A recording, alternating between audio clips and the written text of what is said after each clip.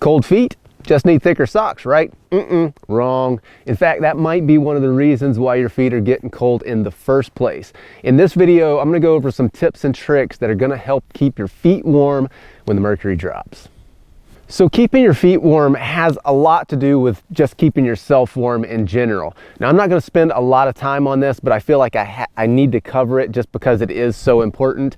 Because as far as your body is concerned, keeping your core temperature up is job number one. Your extremities come second. That's your hands and your feet. And so if you can't keep yourself warm, there's no way that you're going to keep your feet and your hands warm. So personally, I'm a big fan of wool. As you can see, I'm covered head to toe in wool. I've got merino wool base layer, and then I've got a wool shirt over the top of that.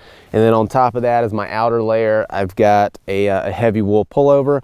On my bottom, I've got merino wool long johns, and I've got a thinner wool pants. So when it comes to keeping your feet warm, one of the most important factors is circulation. And so when we try to fix cold feet by just cramming heavy socks into our boots, we can oftentimes restrict blood flow, and that's counterproductive. We need that good blood flow to keep our feet warm. So when you're picking out boots for cold weather, of course you need to find something that has a good insulating quality, but you also need to get them big enough so that you can put a good quality insulating insole in there, and then also have room for heavy winter socks. And when you lace them up, make sure that they're roomy enough that they're not going to be constrictive on your feet at all. Also, be sure not to lace them too tightly for the very same reasons. In a moment, I'm going to take one of my boots off and show you the layering system that I've got inside this thing. Another very important consideration is to keep your feet dry, and that's both from outside moisture and from sweating or producing moisture inside the boot. So waterproofness in a boot can be important depending on conditions, but it's also important to remember to avoid sweating and producing that moisture from the inside. And so if you're going to be active for a while, let's say you're hiking somewhere and then you're going to be sitting for a while, you might consider starting out with a lighter pair of socks, and then once you're done with that hike, go ahead, take your boot off, put your second pair of socks on, your heavier set, put your boots back on, and then sit around. And if your feet did happen to get too warm during that hike and maybe you sweated a little bit, it's probably going to be best just to completely change out your socks and start with a fresh, completely dry set.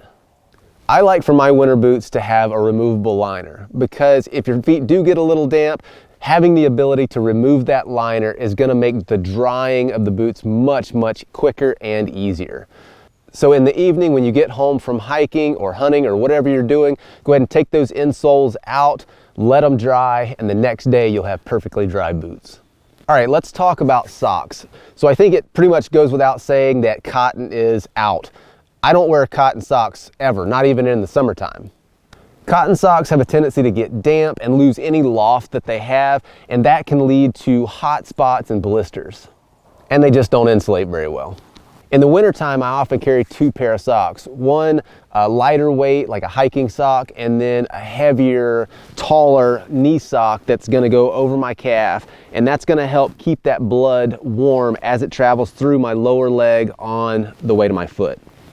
So you can see these knee socks. These are actually come from a company called Bison Wool Company. They're a thicker sock that come up over my calf, and so that also helps to keep that blood flow warm as it travels down to my toes. So if you're sitting still for long periods of time, it can be especially challenging to keep your feet warm, even with good quality, good fitting boots and good quality socks. Luckily, I have got some tips and tricks up my sleeve for that as well. So everybody knows when you're winter camping and it's time to go to sleep, you need some sort of insulating layer to lay on to keep your body insulated from the ground. Well, it turns out that same principle applies when it comes to your feet. You need some sort of insulating barrier between your feet and that cold ground. So one of those barriers is a good quality insole inside of your boot, but you can also add something to the outside to help. If I'm going to be standing around in the same spot for a while on something like compacted snow or ice, oftentimes I'll take pine boughs or some other kind of insulating material and just make a little pallet to stand on to give myself just a little bit of an insulating layer between the bottom of my feet and that very cold surface. So I'm sure everybody's familiar with the little hot hands, the little paper looking packets that you pull out of the plastic, you shake up, and there's some sort of chemical reaction in there that warms them up. You can keep them in your pocket, keeps your hands warm. Well, they also make something like that for your feet, and it's got a little adhesive backing on there. And if you have the foresight to bring them, those things are freaking amazing.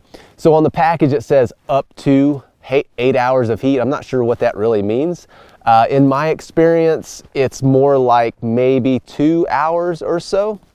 But if you're sitting around like in a tree stand or something like that, that's an hour and a half or 2 hours of warmth. So these things are actually made to peel off and stick to the underside of your socks and then put those inside of your boots. I find that that doesn't work very well because it makes my boot a little bit tighter. I have to either put them on before I leave camp or take my boots off when I get to the tree stand or whatever I'm going to be doing. None of that's very convenient, and so what I do is I just peel them off and stick them right to the toe of my boot on the outside, and that seems to work pretty doggone well. So you'll notice that I've got gaiters on here. Now most people think that gaiters are only for keeping snow out of your pants cuffs and keeping your boots dry. But the other big benefit that gaiters have is they help to insulate your lower leg and help to keep that blood flow warm as it travels down through your foot and to your toes. And so believe it or not, these are not an insulated material. It's just a very thin layer of material. But believe it or not, these things make a huge difference when it comes to keeping your feet warm. Just that little bit of airspace that you capture between the gaiter and your pants can really make a big difference in keeping that blood flow warm as it moves from your lower leg down into your toes.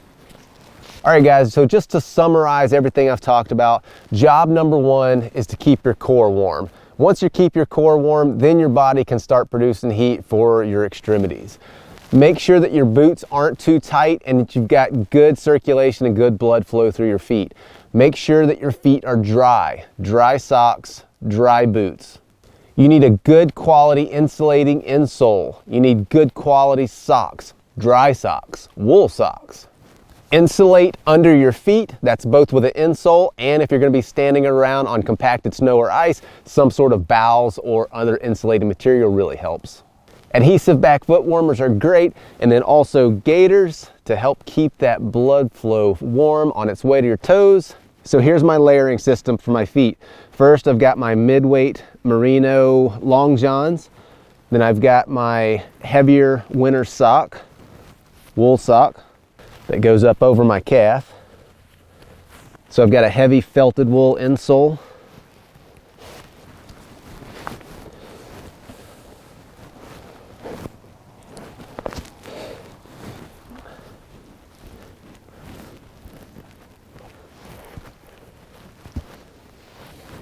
Again, make sure you don't lace these things up too tight.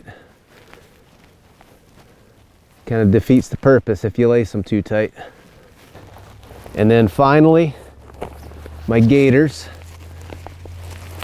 When you're putting gaiters on, you put them on with the buckle to the outside. That way you don't hit them together when you're walking, trip yourself and tear the buckles off.